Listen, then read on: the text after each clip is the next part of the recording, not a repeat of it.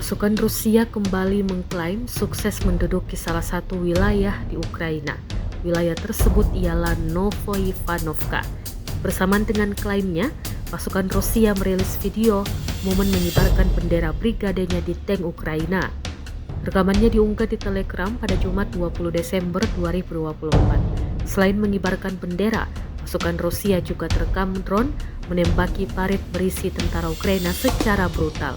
Dalam keterangan unggahan disebutkan, Korps Marinir membersihkan posisi tentara Ukraina di dekat Novoivanovka. Aksi ini juga dibantu Armada Pasifik ke-155 untuk mengambil posisi demi posisi penting tentara Ukraina.